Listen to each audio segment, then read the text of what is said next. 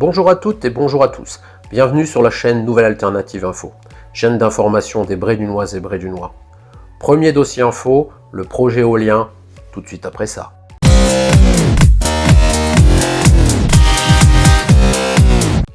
Le premier reproche que l'on peut faire au débat public dans le cadre de notre projet dunkerquois, c'est qu'il intervient après le choix par l'État, en 2015-2016, de la zone qui court de Brédune jusqu'à Dunkerque. Ce débat public est une procédure de consultation citoyenne.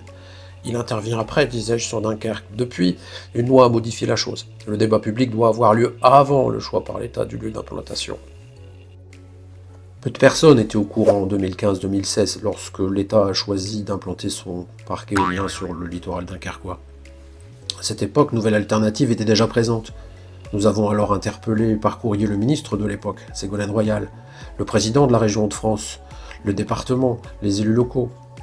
Peu d'habitants étaient au courant. Le travail a porté ses fruits, faisant passer le projet de 180 km² à 50 km², et modifiant la distance entre la côte et la zone d'implantation, qui se voyait reculer à 10 km. Le second reproche que l'on peut faire est que l'appel d'offres, emporté par EMD, a été rédigé de façon variable, sous la forme d'un permis enveloppe. Cette façon de procéder permet de présenter des éléments imprécis dans le dossier. Celui-ci ne prévoit donc que des fourchettes. Ainsi, le nombre des éoliennes pourra varier de 38 à 46. La hauteur des motrices pourra varier de 225 à 300 mètres. La densité des éoliennes, c'est-à-dire leur nombre au kilomètre carré, elle-même n'est pas prévue.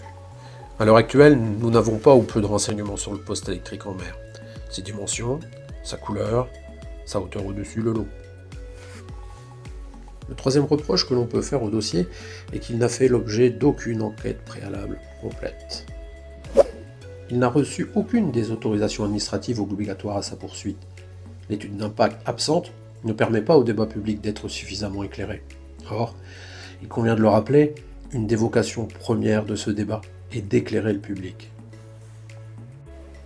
Alors, comment participer à ce débat sérieusement sans avoir l'impression que les dés sont pipés et que tout est décidé d'avance? C'est le sentiment qui domine chez les participants lorsqu'on les interroge.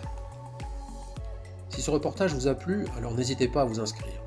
Nouvelle Alternative Info, une chaîne à destination des Brédunoises et des Brédunois.